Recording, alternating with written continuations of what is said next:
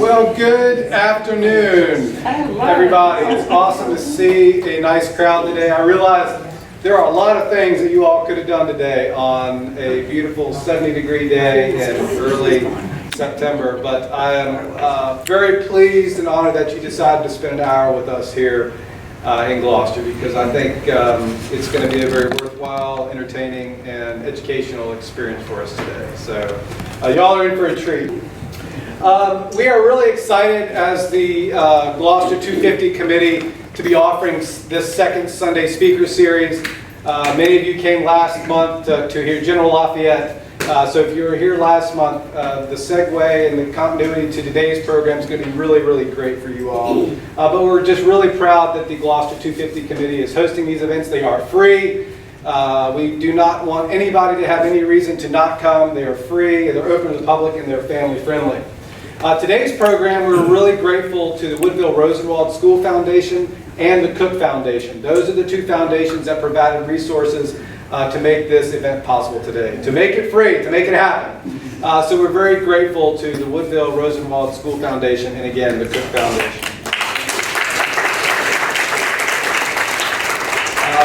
I love doing programming in the courthouse, in the 1766 courthouse. It's always fun being in a historic building. These are the types of events and the types of programs that would have taken place here. This is a community space, and we want to make sure it remains a community space. If you've never been to the Gloucester Museum of History, it's located right behind you in the old tavern.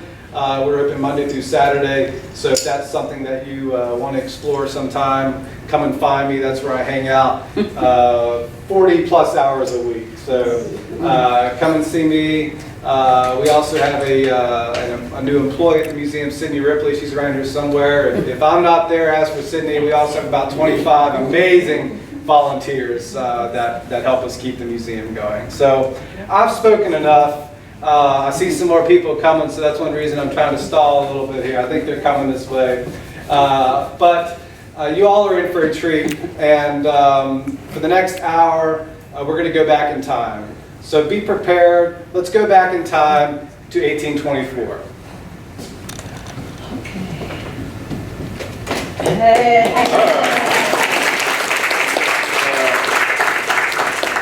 Good day, everyone. Good day. Good day. I did not expect to come through this doorway and see so many of you here, a few of whom I already know. I knew that there were individuals that wanted to hear my story, but I didn't know that there were that many of you that would even be interested or even know who I am. But here you are. Oh, please come in. Please, we had just started, so your timing is perfect. Oh yes, I've known you before. See, another face that I know very well. So please come in. I was determined. I'm so glad you're here. All of the familiar faces want to come and hear things. But for those of you that may not be familiar with me, I should probably remember my manners and introduce myself. My name is James Lafayette. Good day. Though many of you probably already know that. Though you probably wonder, Lafayette. That's an interesting last name. He doesn't look like a Lafayette. Is he a Lafayette? And the truth of the matter is, yes, my name did come from the Marquis de Lafayette, but maybe not in the way that you think. But to tell that story, I have to go even further back in time, 40 years ago, well, more than 40 years ago, actually, to 1781. And actually, I've just realized I made an assumption. I made an assumption that each person here knows who the Marquis de Lafayette is. And most of you probably do, but is there anyone who might not be as familiar with the Marquis de Lafayette as they may want to be? Anyone can admit that? Ah, wonderful. I love when people can admit it, because he's very beloved by most Americans. So most people don't want to admit that they might not know very much about the Marquis de Lafayette. Good day, come on in, have a seat. Please, sir. So let me tell you who the Marquis de Lafayette was. He was a Frenchman more than 40 years ago, back in 1777. He was at a dinner party, and he heard about this cause of American freedom, this freedom, unlike any freedom that had been tried on the face of this earth before. And he believed in it so strongly that he went to his king, one of the Louis, they're always called movie apparently. And he asks to make his way to join the American fight against the British. And of course, his king says no. He said, this is one of the few times when we are not at war with the British, and you will not be starting one.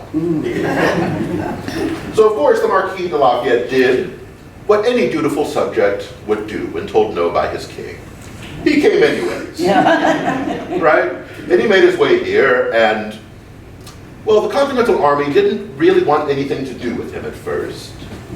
And he said, why? And they said, well, we don't really have an interest in you serving, and honestly, we can't pay you. And he said, I will pay myself. And he became a general. But truly, it was more complicated than that. But if you take nothing away from this conversation about the Marquis de Lafayette, remember this. When he made his way here to America in 1777, he was 19 years old. When he became a major general in the Continental Army, he was 19 years old. Can you imagine being a major general at 19 years old? I didn't even know who I was at 19. But here he was, a major general. And good day, come on in. And he was here in Virginia, of course, as many of you might know, during the war when I met him 4 years later in 1781. And he was one of the main generals of the American Army. And the reason why I met him was because the person that owned me at the time, a man by the name of William Armistead, who was a member and one of the heads of the Armisteads of New Kent County. And those of you that are local know why I say of New Kent County, because if you live in the area, then you know what some of the people around here might not know, which is that the Armistead family is, how do I say this in polite company? Oh, yes.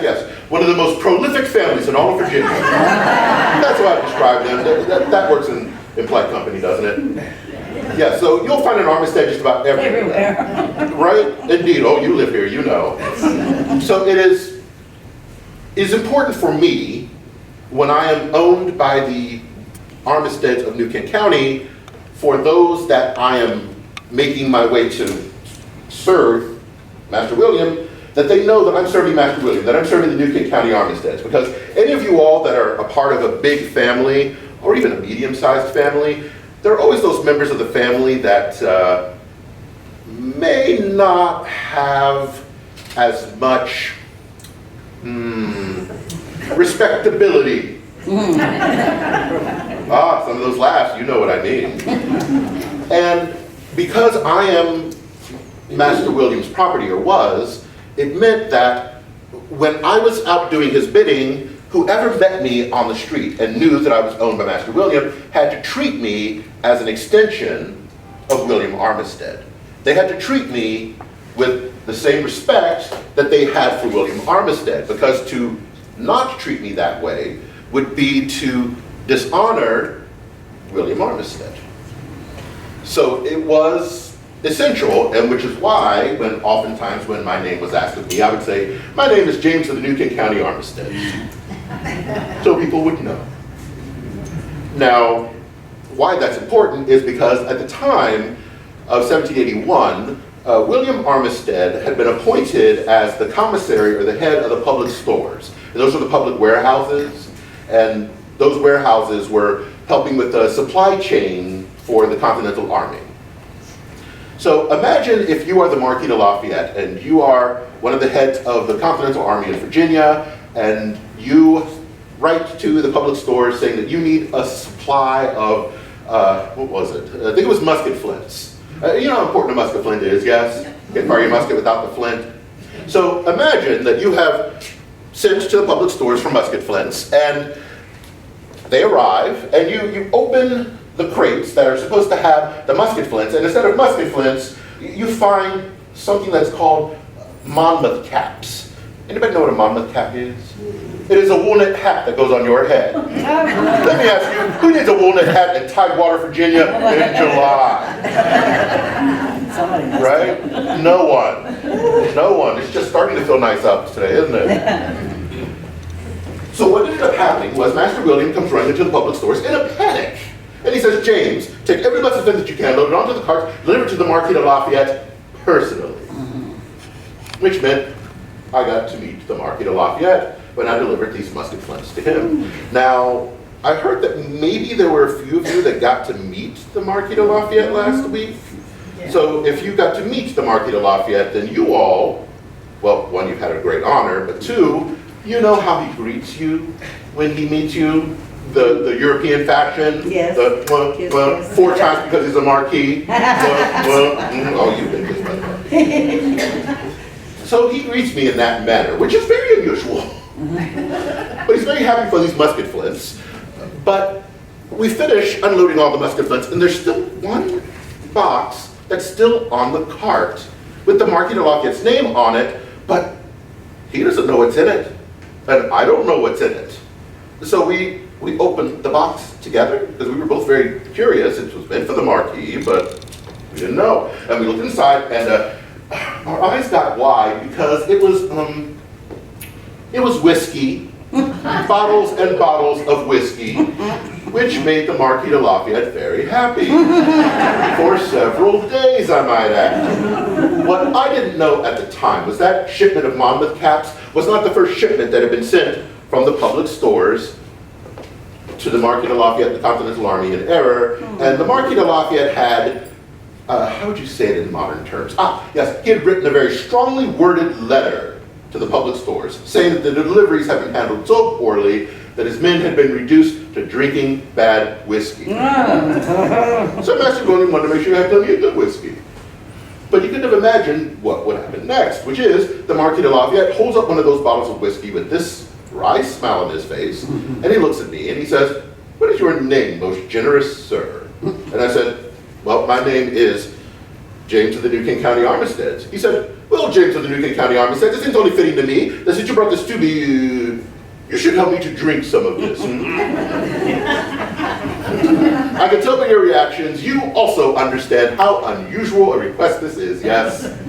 For someone of the highest station in France, he'd be called an aristocrat. Here, he'd be called gentry. To want to sit and have a drink with someone who is on the lowest level of society, owned by people. It doesn't happen in this country. But some of you have met the Marquis de Lafayette, so you know how charismatic a man he is, yes? So when he asked me to sit and have a drink with him, I sat and I had a drink with him. And then even more unusual, he then began to ask me questions about my life. Now, other than my family, very few people had ever been interested in my life before, which is why I will never forget the questions he asked. I remember he asked me, at what age did I know that I was owned by someone else, that I was a slave, and do I remember how I felt when I realized it? That's quite a question to ask somebody on your first meeting, isn't it? But I thought about the question, and well, I'll answer it to you all the way that I answered it to him. I looked him in the eye and I said, "Marquis, I'm not sure how to answer that question because I was born in 1748. But the first memories I have in my life are 1753, 1754 perhaps, and all I can remember are having very strong feelings that something was wrong, that something wasn't right in my life. But when you're a 5 or a 6-year-old, you can't really put your strong feelings into words, can you? What does a 5 or a 6-year-old do when they can't put their feelings into words? That's true. They whine, they cry, they get angry, don't they? Even though, if we're being honest, some adults still do that, don't they? But it wasn't until I became an adult that I was able to put into words what I think I had been feeling as that 6-year-old child. It is very simple. Just this. There's one great gift that the Lord God above has given to every man, woman, and child on this earth, and it is our free will. And what sort of relationship can you have with your God when man, not God, has taken that away from you? Even at 6 years old, I could feel in my heart and I could feel in my soul that a great God-given gift had been stripped away from me. And I was sad, made me angry. And I realized as I finished saying this to the Marquis de Lafayette that maybe I shouldn't have said that to the Marquis de Lafayette. You all know why. Those are feelings that many of us who are own may have, but those are not feelings that we're allowed to share publicly. And if the Marquis de Lafayette were to tell anyone that I had just said these things to him, I could be severely punished for it. But the Marquis instead just said, no, no, James, I will not tell a soul. This is what I wanted to know. And it was awkward for about a minute, because no one spoke. And I broke the silence by eventually looking at the Marquis, and I said, do you remember what you felt when you were that age, when you were 6? And I learned something about the Marquis de Lafayette that, well, those of you that met him last week will know, but maybe the rest of you don't know. And that is that the Marquis de Lafayette's mother and father conceived him, and then his father went off to war. The Marquis de Lafayette was born. His father died in that war, so the Marquis de Lafayette never met his father. He became the Marquis de Lafayette when his father died. He was 2 years old. So what he told me was he remembers making his way through the chateau where he lived with his grandmother, and the oddest thing would happen. Whenever he would pass anyone, they would stop what they were doing, and they would bow to him. They would remove their hat or whatever they had on. And he remembers thinking as a young boy, why are they doing that? What have I done to warrant that level of approbation towards me? I'm only the Marquis de Lafayette because my father died. What did I do to earn it? And he said as he became older, he began to understand what that feeling was. And those of you that have met the Marquis have heard him say this before, and I'll say it again to everyone else, because he said it to me that evening. He said, I believe, James, that a man is not meant to be judged by how he is born. He is meant to be judged by what he does. I'd never heard a gentleman speak that way before, which is why we continue to talk through the evening. Yes, and drink. And at the end of the night, as I stumbled out from where he was staying, because we drank a lot, he says, I'm going to see you again very soon, James, I promise. Why? I thought to myself. And then the answer came to me but a few days later. My Master William comes walking to the public stores, and he has this very perplexed look on his face. And I look at him and he says, James, the Marquis de Lafayette has made a very unusual request of me, and I'm not sure what I'm going to do about it. And I look at Master William and I say, well, what has he asked of you? And Master William looks at me then, and he says, the Marquis de Lafayette has asked if I'd be willing to allow you to serve under him in the Continental Army. And I gave Master William that sideways look. Y'all know that sideways look? The look you give someone when they say something that just doesn't make any sense to you? Any husband sitting here in the audience? You've looked for your spouse numerous times, haven't you? Mm-hmm. I won't make you admit it. What does this look? Yeah. Oh yeah, you know that look. But Master William didn't know any more than I did, so he just shrugged his shoulders. He said, attend to the Marquis. Find out what it is that he wants from you, because I think I'm going to grant whatever his request happens to be. So of course I made my way back to the Marquis de Lafayette, who of course greets me in that European fashion. And then he sees the perplexed look on my face. And he says, oh no, James. I'm not asking you to serve the Continental Army as a soldier with a musket in your hand or a shovel in your hand. You are a very clever and intelligent man. What I want you to do, James, I want you to sneak across the British lines as a fake runaway slave. Ingratiate yourself with the officers of the British Army and serve them as a serving man, because that is what you do. Listen to their conversations you are serving them, and then report what you hear back to me. And I said, so you want me to be your spy? And he said, yes, James, that's exactly what I want. Then I gave him that sideways look. Now, I don't know if there are any spies here today, so don't tell me. But even if you're not a spy, you know how dangerous spycraft is, yes? What happens to a compromised spy? He gets killed. Not killed, put to death. So let me ask you all. If someone as important as the Marquis de Lafayette asked you to do something as dangerous as spy for him, what would be the first thing, if you were me, that you would ask him? Anyone, just say it. Are you crazy? Well, yes, I probably wouldn't say that to him out loud, but I thought it.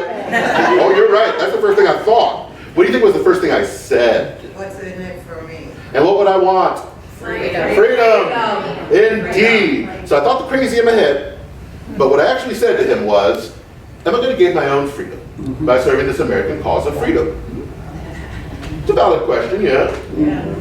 And the Marquis gave me probably one of the most honest answers anyone's ever given me. He said, my dear James, I am no friend to slavery, as you know, but that is not an offer that I'm even allowed by law to make to you. I hope that the Americans will see it in their hearts that grant you your freedom for your contributions to their cause, but I'm not allowed to make you that guarantee. As I saw it then, I only had two choices. And I'm going to put those choices before you, because I want to see in my place what choice you would have made. Now, some people would say that I had three choices, but that choice to say, oh, that's too dangerous, no thank you, was not a choice that I could conceivably make. I was owned by Master William. He could compel me to do his bidding, and I do not think he would let me slight so important a man as the Marquis de Lafayette by saying no to him. So here are my two choices. Choice number one, make my way across British lines, gaining British intelligence, and returning to the American forces over and over again to share that intelligence, spying as the Marquis de Lafayette wants. Now we've already talked about how dangerous spycraft is, yes? Yeah. Tell me again what happens to a compromised spy. Yeah. Death, indeed. Which is why I had to think very strongly on that second choice, which was to make my way across British lines. Someone just said it. And simply stay there. Yeah. Indeed. Unlike the Americans at the time, the British were offering freedom to slaves that made their way and joined the British Army. So now, be very honest with yourselves. If you were me, and my lot, with those two very difficult choices, which choice would you make? British. The British? Yeah. God save our king, right? Oh dear. I know, oh dear indeed.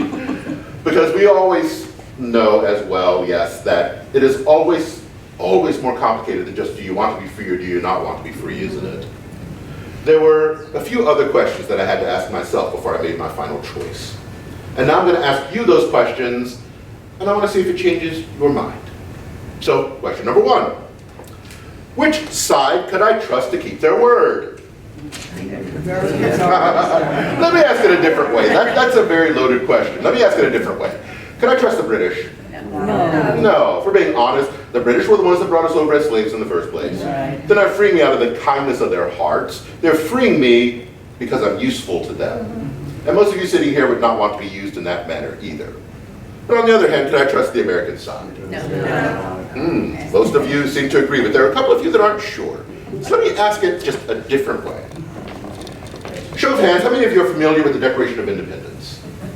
Probably just about everybody in this room. And I'm willing to bet that those of you that think you aren't actually are more familiar with it than you think. Because when I say, we hold these truths to be self-evident, that all men are created equal, that they are endowed with their Creator with certain unalienable rights, that among these are what? Life, liberty, and the pursuit of happiness. But everybody in this room knew those, didn't they? And I realized I'm owned by some of the very same men that are fighting for that document. So I knew in my heart of hearts, I couldn't trust the American side either. But it was at that moment that I had an epiphany. Maybe, just maybe, I could trust the Marquis de Lafayette because he's a Frenchman. But I also found him to be honest and to be honorable in all of his words and all of his deeds. But that wasn't even the most important question I had to ask myself. I'm now going to ask you the most important question, which was, what would happen to my family if I was to run off and stay with the British? I would not be able to take them with me. Their master would assume that they knew I was going to run, whether they knew or not. So at best, they would only be punished for what I had done. At worst, they'd be sold away. Either way, I would never see my wife, my children, my family ever again. So here is the final question. Is freedom. But without your family, those around you that you love, would you call that freedom? Most of you shaking your heads no. And I agree with you. I would not want freedom without my wife Sylvia by my side. And those of you with children will understand it when I say, I don't even want to fathom a freedom of my own that my children could not also one day enjoy. So I knew the choice that I had to make. The choice that I did make. I would spy for the Marquis de Lafayette, and if I survived this war, hopefully the Americans would see it in their hearts to grant me my freedom for my contributions to their cause. And I did make my way across British lines, and you're not going to believe this, but the first general that I ingratiated myself with was a man by the name of Benedict Arnold. Oh, you know the general. When he served the American forces, we knew him as the hero of Saratoga, but what do we know him as now? Traitor. Traitor, turncoat, and a number of other things that I will not say in polite company. I was a scavenger, a scout for him. It wasn't very long, just a few months, because the attention to notice of my work that I was promoted to being one of the manservants to the man that was the head of all of the Southern British forces, General Lord Cornwallis himself. So you know what that meant? I was in all the rooms where everyone was having all the conversations. It meant that I could learn those conversations, and I could take them back to the American side, and I could share that intelligence. And I did that for a number of months as well. And then everything changed one day. I was called into the officer's tent, which was very unusual. I make my way in there, and it is General Lord Cornwallis by himself meeting with me.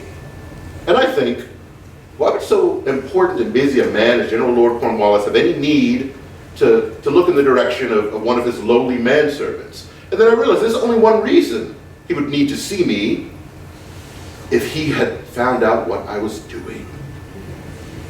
And he approaches me and he does say, James, this is about the work you've been doing. This is something you'd like you to do for us.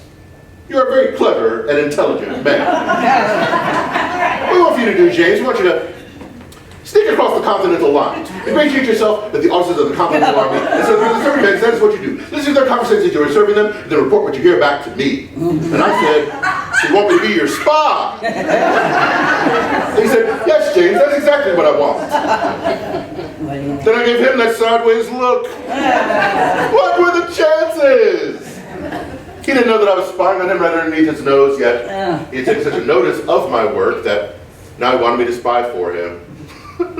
You can't write this. Of course, I had another decision to make, didn't I? And if I'm being honest, I made that decision very quickly.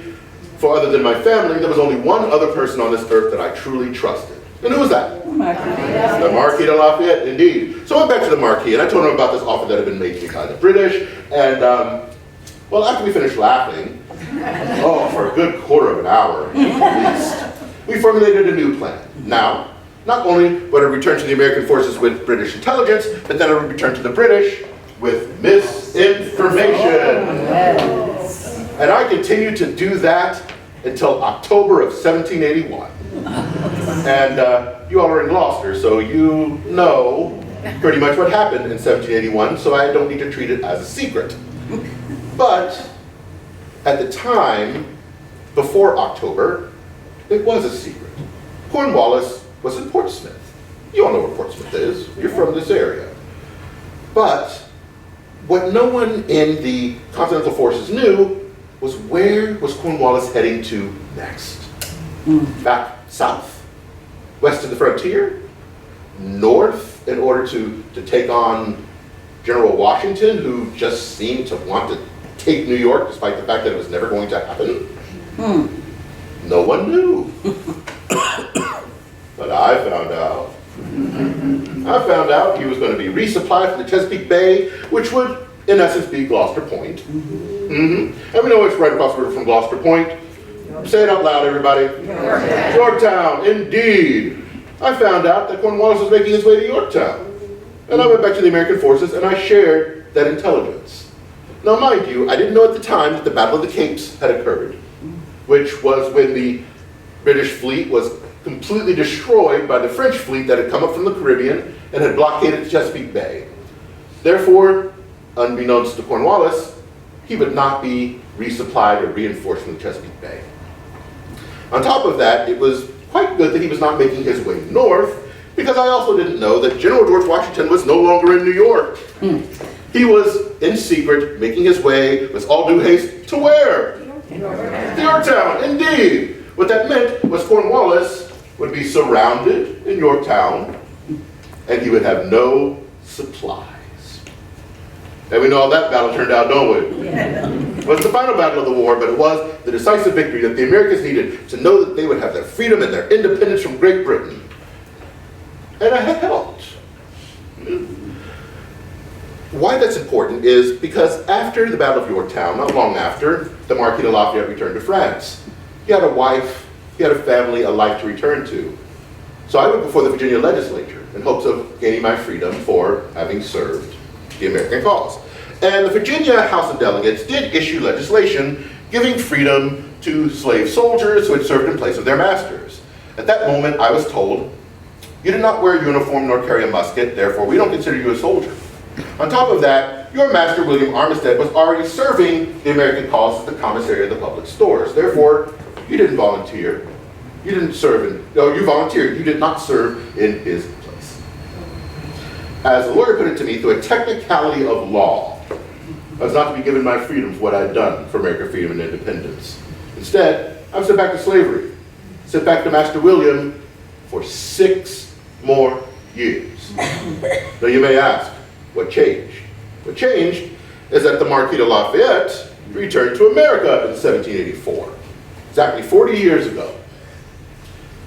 He meets with me and finds out that I am not yet free. He writes a letter to the legislature in his own hand, speaking on what I had done, saying that I deserved my freedom for it.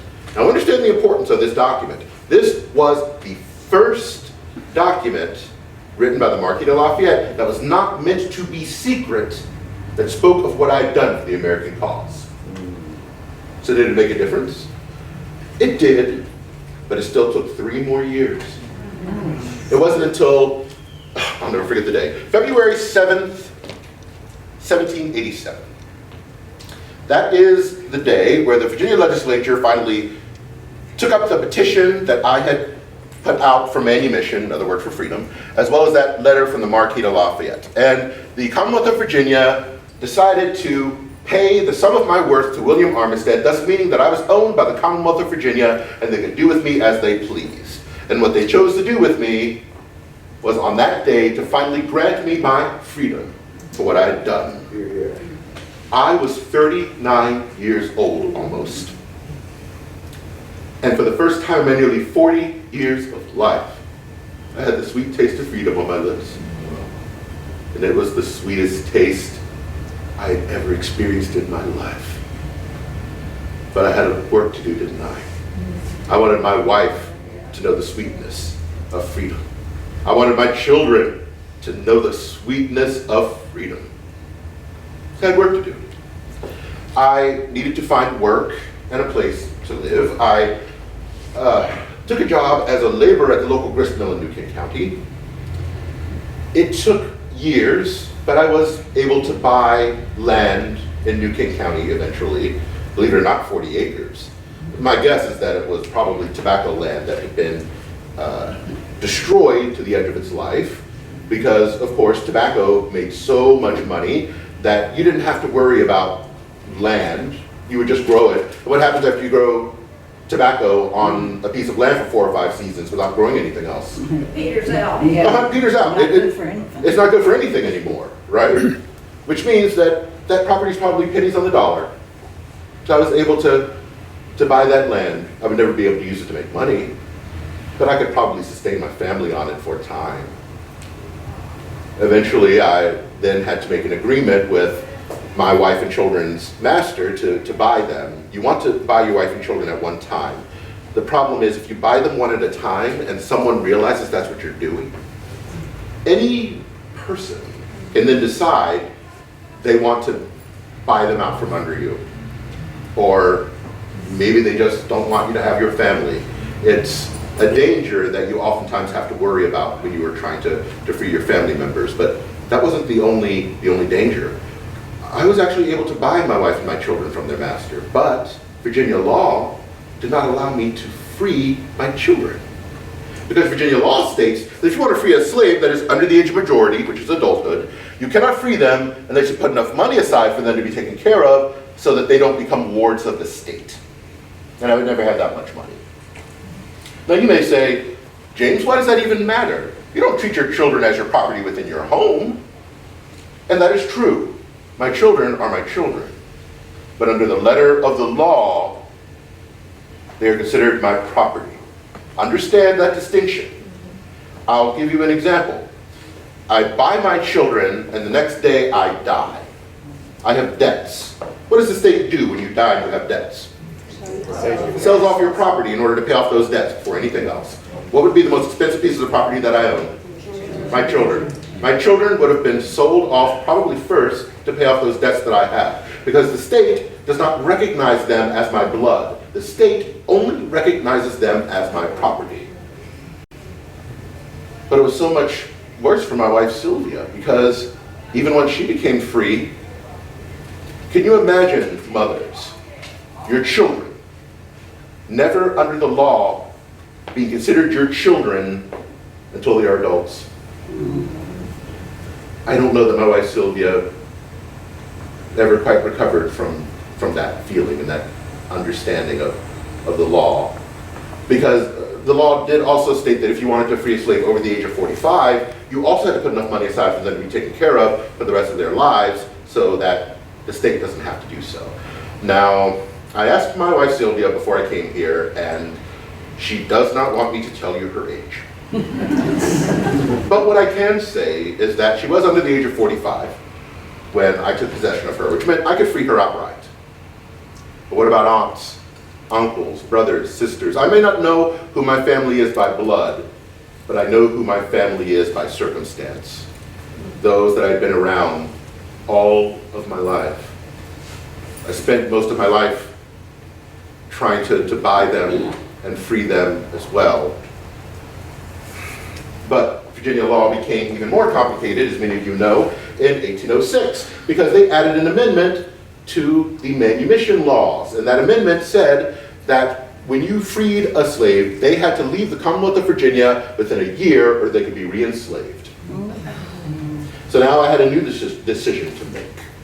Do I free my family member, meaning that they have to leave Virginia and they can never return, not even to visit, because someone could say that they were coming back to live? Or do I keep them under the letter of the law as my property, thus meaning that they can continue to live with me and be with the rest of their family?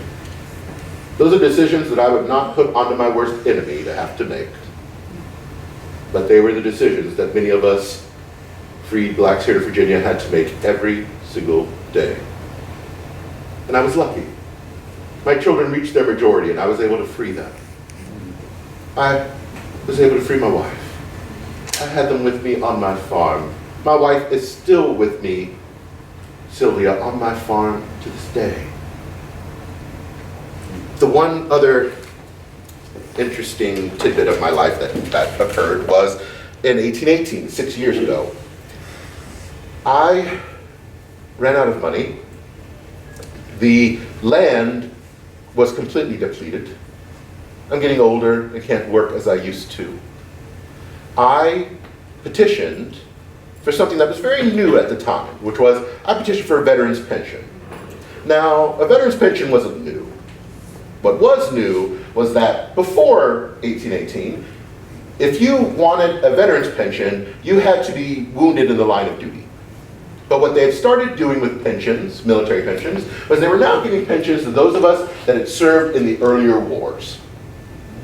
So as a veteran of the Revolutionary War, I could get a pension. And I did get a pension. $60 outright and $40 a year for the rest of my life. Makes a difference. It truly does. It's the second time that this country has shown tangibly that they are aware of the contribution that I made to it being formed in the first place. It matters. I hope one day that the time will come that they will see it for all of us. That it will become something that my children understand, that everyone who is under the yoke of slavery will be able to understand with their freedom. I'm going to be seeing the Marquis de Lafayette soon, on Yorktown Day, actually.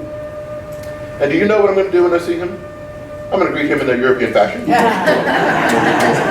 then I'm going to say, thank you. Thank you for the opportunities. Thank you for the friendship. Thank you for that letter. Helped me to gain my freedom and the freedom of my wife, my children, other members of my family, and to tell him what you all already know that he doesn't know, which was, when I gained my freedom in 1787, I was allowed to choose my last name, because I didn't have one. I was no longer James of the Gloucester County Armisteads. As you all know, I can tell him, my name is James Lafayette, so that through my line, the legacy of what came before can never be forgotten. Whew.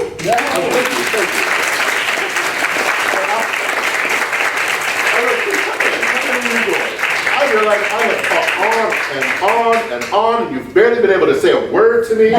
So I want to make sure if we have any seating left, because we have these wonderful people that have been standing here at the door listening to me quite a bit of the time. But you may have some questions or some queries for me. And I want to make sure that we have some time to answer some questions. We might even have a special guest that shows up to answer additional questions for you. But for now, you just have me, James Lafayette. Please raise your hand if you have a question, and we'll see where the afternoon takes us. And there in the purple. Did you ever have the opportunity to go to France to visit Lafayette? Did I ever have a chance to go to France to visit Lafayette? No. The French Revolution really prevented that from occurring. As many of you know, the Marquis de Lafayette almost lost his head as the king and queen did. And as he fled, those that were fighting the French, instead of welcoming him, someone who was defecting, they imprisoned him. The Austrians imprisoned him and eventually allowed his wife to join him within that prison, which is where Adrienne contracted the malady that she never recovered from, and that would eventually kill her some years later. So the Marquis de Lafayette had quite a few things happening within his life that would have made it impossible, even if I had been able to make my way to France to see him. But a trip like that is unbelievably expensive, and it would be something I would never be able to afford in my life. And then right in front of you. What became of your children? Became of my children. My children are very happy. One of them still lives here in Virginia.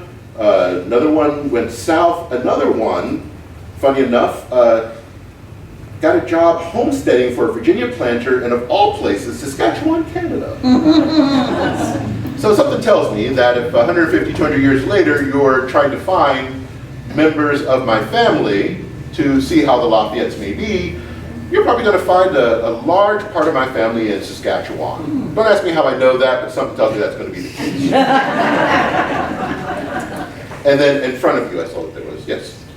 Did Cornwallis ever discover that you were a double agent? Did Cornwallis ever discover that I was a double agent? Let me tell you a quick story here. After the Battle of Yorktown, many of you might remember the surrender of Yorktown. Cornwallis did not present his sword in the manner that he should have. He sent his subordinate, so Washington sent his subordinate. What eventually ended up happening, because of course Cornwallis wanted his men to be able to be on parole and not be imprisoned, he played nice eventually, and it is quite customary for the defeated general to come and visit the generals who were victorious, which meant that Cornwallis was going to be coming to see the Marquis de Lafayette. And it is also customary that that victorious general would have all of his staff with him for it. And I was serving as his manservant at that time, which meant I was going to be standing right there when Cornwallis came into the room. And I was nervous. Cornwallis enters, he greets the Marquis de Lafayette, who of course greets him in that way. But as Cornwallis begins to speak, he locks eyes with me, and he stops what he's doing. And he approaches me. And now, understand, I'm so unbelievably nervous that I can't remember exactly what he said. But it was something along the lines of, "You rascal, you have made a mischief of me." And that's how we found out that I've been spying on him the entire time. When he couldn't do anything about it anymore. So yes, he eventually found out, but he found out after I was safe. And then you two here, so we'll start right behind you and then we'll get you in the front row. Yes? Okay, I'm lucky enough, I'm in the DAR, Ah, and my Yes. great, whatever, Lieutenant Knight was listed as a purveyor to the troops also. Now, does that mean he did what Mr. William Armistead did? I know it's goods, but that's all I know, indeed, purveyor. probably. The supply line of the Army was essential. Well, it still is to this day. An army without a supply line, well, you have what happened in Yorktown with Cornwallis. Yes? Do you all know the first thing that Cornwallis did when he finally ran out of supplies? Anyone know? Someone said horses. He slaughtered his horses. Not to eat them, because he couldn't feed them. Scuttled the ships. He did scuttle the ships. But that had less to do with supplies and more to prevent anyone from the Chesapeake Bay coming to take them from the water. But for the supplies, they slaughtered the horses. Then after that, the 2,000 black troops that had been serving the British with Cornwallis were then set out to no man's land to end up being killed or recaptured and re-enslaved. That is what happens when your supply line is destroyed. And those purveyors of goods are some of the most important people of the Army. Without them, the Army doesn't survive, the Army doesn't eat, the Army doesn't dress, the Army doesn't get paid. The responsibility is a grand one, which is why when that letter came from the Marquis about the bad whiskey, why it was so important for Master William to make sure that the Marquis got the supplies that he wanted, because he knew that his job was important enough that the Army would suffer if those individuals were not a part of the supply line. Well, he was in Matthews, as far as I know, so I didn't know where the supplies came from. Indeed, the supplies would have been coming from everywhere, because part of having that chain is having numbers of different places. But Benjamin Franklin knew it with the postal system as well. You want to have different places where those supplies are coming from. In case one gets cut, you have another one, but you also have relays so that things can move faster. Because it's very hard when you have a large distance between one delivery and another. It's supply chain things that I will not discuss with you all here today, because most of you would fall asleep eventually as I was explaining it. But in front of you. Just a simple little thing. Sure. Did you wear a top hat? Did I wear a top hat? So this top hat has an interesting story to it. I was interviewed a couple of weeks ago by a reporter in Richmond who asked me if I was going to be seeing the Marquis de Lafayette again. And I told him I would love to see the Marquis de Lafayette again, but I do not have enough money to properly equip myself to see the Marquis again after 40 years. And that newspaper reporter then wrote in his article, you can read it if you want to, it's in the Richmond Enquirer of 1824, he said, "How wonderful would it be, people of Richmond, to take up a collection for this man who had served the Marquis de Lafayette so that he could see his general again after 40 long years." And the people of Richmond, I don't usually look like this. I'm a humble farmer, and humble farmers don't look like this. But the people of Richmond did take up a collection for me, and I was able to, as I said in the newspaper article, properly equip myself to see the Marquis de Lafayette again. So this top hat is what I'm going to wear because I'm seeing my commanding officer again for the first time, and you want to be at your best when you see your commanding officer. Those of you that have served, you know what I mean, yes? So that's why I have the top hat. I wanted to make sure if I was going to see the Marquis de Lafayette, I was going to look my best in doing it. Yes? I don't understand the law, know the laws. Were your Sure. children able to take the last name of Lafayette? Were my children able to take the last name of Lafayette? Yes, though not all of them decided to do so. If you look in the future at the last names of certain family members of mine, one of the last names you'll find is Armistead. He took the I out. And so if you see Armsteads without the I, they might actually be related to me as well. So you'll find Lafayette, you'll find Armsteads as well. So look for both of those names. Choose, they were able to make that choice themselves. Indeed, you gain your freedom, you don't have a last name. I could have given my children my last name, but considering when they were born and it's the condition of the mother, it's the condition of the child, which meant that they were owned by her master and her master could name them, I didn't want to then also be the person that would name them. They were adults, they could name themselves. That just seems best to me, right? Now, I love your questions, but there's someone else who actually have a special guest here who also wants to talk to you. And I want to make sure that they have a few minutes, we've got a few minutes left. But what I want to do, as James Lafayette, is I want to thank you for listening to this story of mine. This story is not just a military story. It's not just a black story. It's an American story. And what that means is that this story belongs to each and every one of you sitting here today just as much as it belongs to me. It is a part of your identity as an American just as much as it's a part of mine. If you leave here remembering nothing else, taking nothing else from today, take this away. You are not important to the American story because you do great things. You are important to the American story because you are here.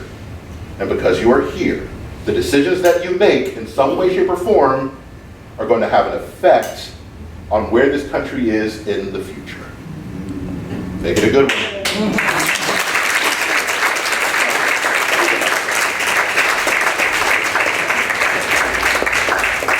Oh, hey, I take off my hat and my wig. Because first, I get to take a swig of water, because you notice I didn't drink once during this presentation, which took a lot of practice. You look quite handsome with your hat on. Thank you. I've never imagined in my life that I would wear a top hat unironically in my life, right? But it is the most wonderful thing. When they asked me at costuming, do you want a top hat? I said, is that a question? Yes, I want a top hat. And I didn't realize it was going to be so tall either, right? Like, I can't put papers, and I think I could actually probably put a meal in here as well. I haven't tried putting things in here yet, but like Lincoln used to do it, so why not James? So that'll probably happen at some point, but I love this top hat so much because it was made for me, right? It is my top hat. And this costume as well. But I should introduce myself, just like James, I sometimes forget. My name is Stephen Seals. I'm the individual who portrays James Lafayette at Continental Army.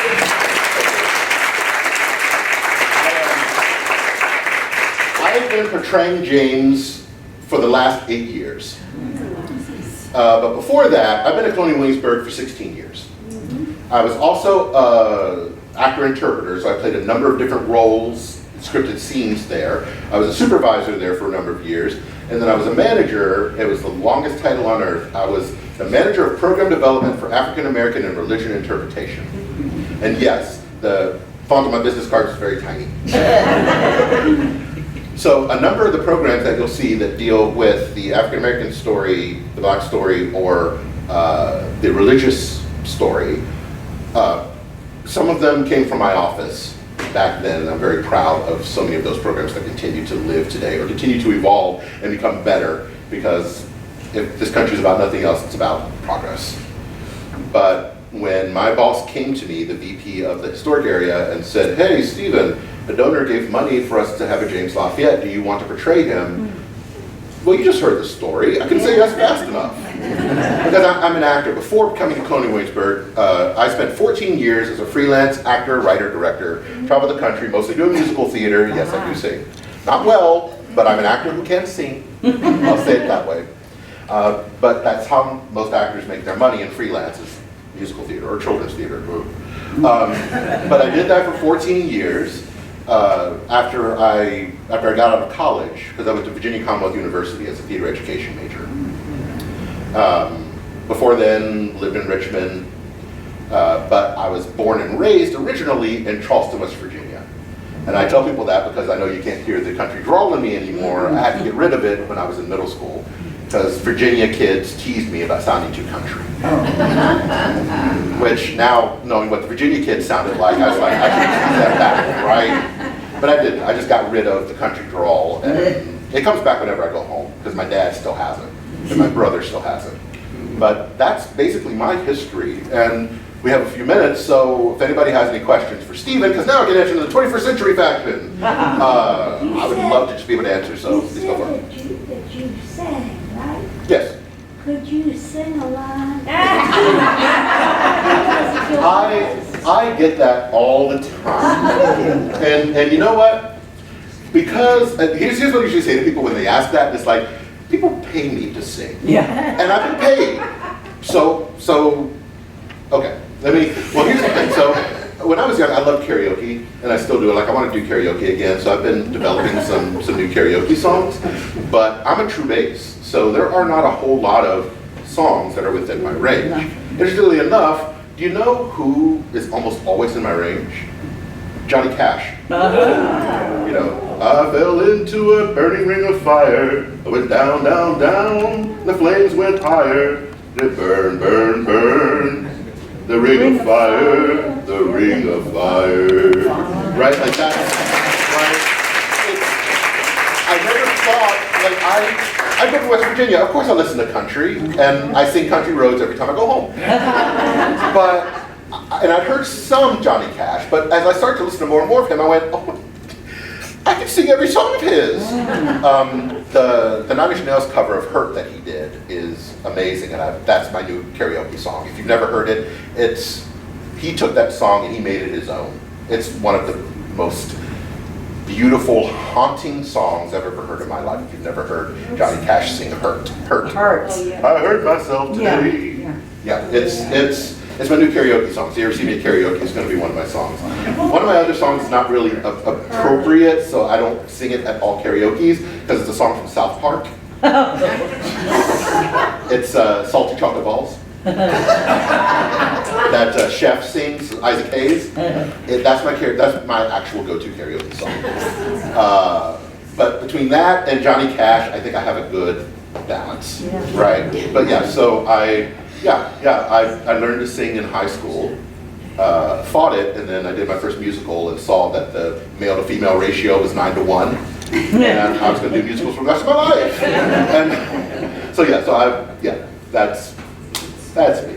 But hopefully that was what you were looking for. But anyone else? Yes, we'll go here and then here. Yeah. I would like to say I have worked around Stephen Seals as working at the Colonial Williamsburg Foundation.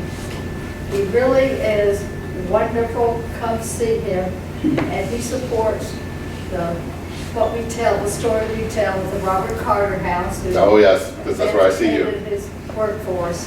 So all I'm doing right now, on speaking board, just give him a hand.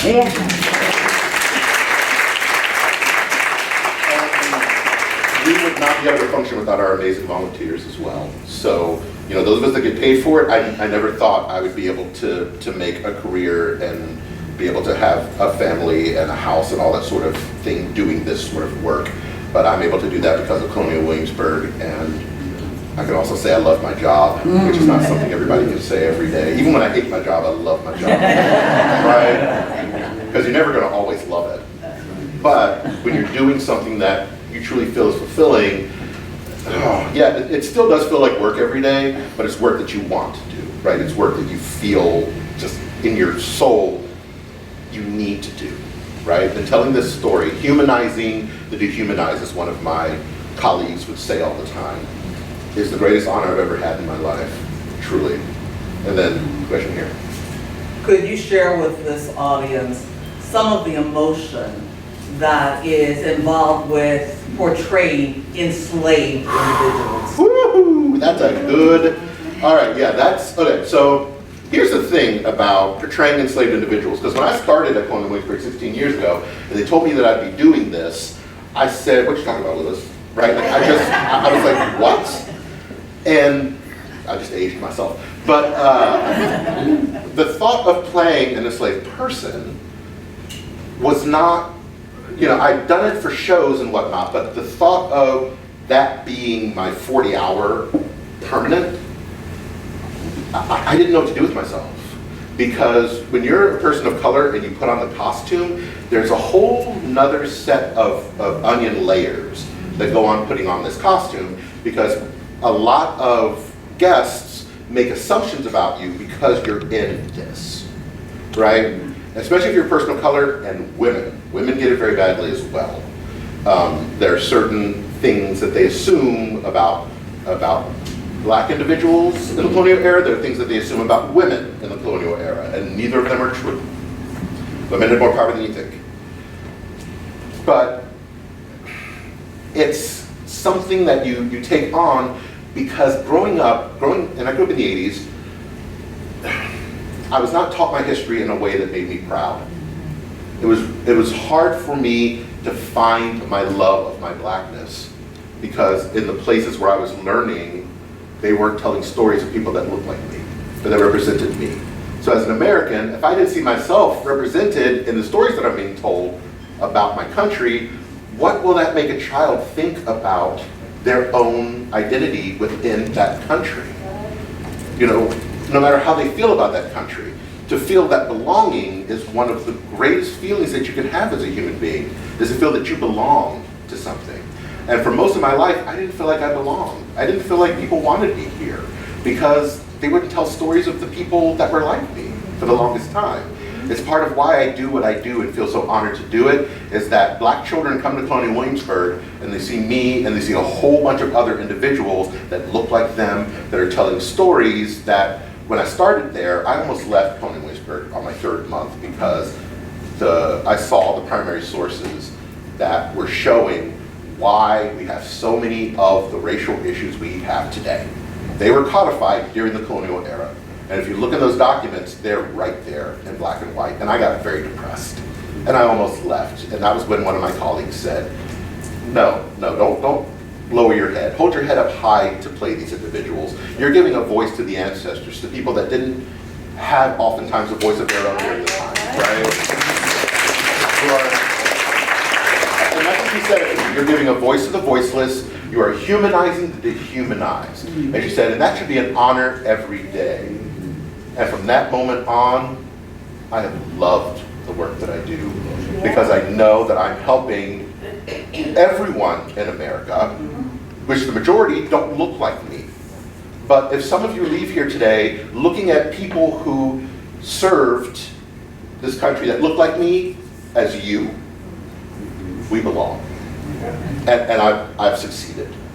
And this country becomes a little bit better every single day, because we're one step closer to that more perfect union that's spoken of in the Constitution in the first place, because it's what it means, right? So that's that's quite a question. It's hard every day, but I wouldn't want to do anything else. Getting to represent my ancestors, which are also your ancestors, our ancestors, is the greatest honor I've ever had in my life. And it does break you a little every day because of the things you have to endure sometimes. But I want to endure it because it's bigger than me. It's bigger than any of you all. It's bigger than this building, right? It's all of us. It's our identity, right? So I know we're near the end of time, so let me take one more, and then I can stand around for a few minutes. My question is, where are you reposed? Where did... So if you come to the Colonial Williamsburg Foundation, you will find me performing oftentimes at the Governor's Palace stage, the Charlton stage. Some days you'll see me out on the Palace Green from 12 to 1, or you'll see me in the afternoon in front of the Raleigh Tavern. And those times, you'll be able to talk to me about anything that you want. As a matter of fact, I was saying to someone earlier, there was one day that I was out there interpreting, and I ran into this British couple, and we ended up talking an hour about British dialects versus American dialects. That's what they wanted to talk about, so I was going to talk about it. And I love dialects. I'm a language person. I studied speech in college. So I wanted to hear their dialects, and then find out where their dialects were, and then where they saw the other British dialects that they can hear as well. Because they couldn't hear the American dialects nearly as well as they can hear the British dialects that they deal with every day. I have just one quick question. Go for it. Me too. Do you know yet where you're going to be on Yorktown Day? I'm assuming that's when you're going to be at the other Lafayette? All right, so here's what I'm going to say, because I don't want to give everything away. But if you heard my presentation today, then you know where I'm going to be. And if you're going to be in Yorktown on Yorktown Day, you will be very lucky.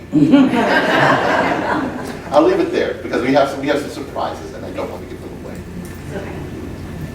When Lafayette was here. Yeah. He went eventually, I think it was after he got out of prison, and he went to the French West Indies and governed at least one of the islands. And he freed all the slaves. And then when he left, it went back to slavery. And it was during the but Revolution. did James ever know that? That he That did was, that? well, it was very public because he originally wanted those individuals on that island of French Guiana to be George Washington's enslaved individuals. He sent a letter to Washington saying, if you free your people, I'll pay to have them there so they can start their own society there. Because, you know, Washington didn't own all of the individuals at Mount Vernon. His wife owned most of the people there. But the ones that he owned, he could have freed them. He did when he died. But yeah, that's another one that I could talk to you about for hours. But yeah, he did try to free Washington. But I'll stand here for a few minutes and talk to people, or if you want to paint a portrait with me, as I said. But it's just been an honor. Thank you so much, everybody.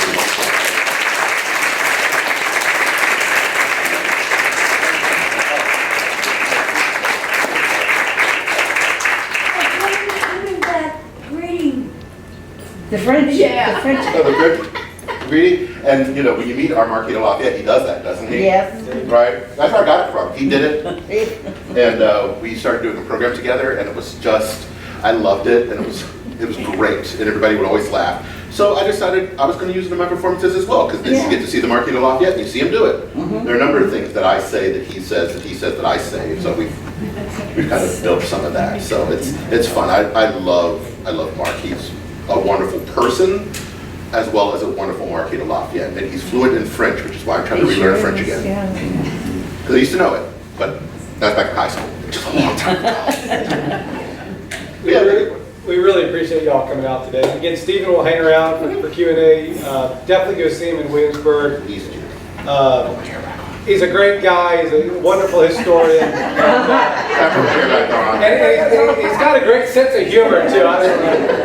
We have a good time. But come and see him at Williamsburg. We thank you so much for coming. We will be doing a program like this on the second Sunday of October, so keep an eye out for information on social media and emails, and I hope you guys have a wonderful afternoon. And Take care, everyone. thank you for coming.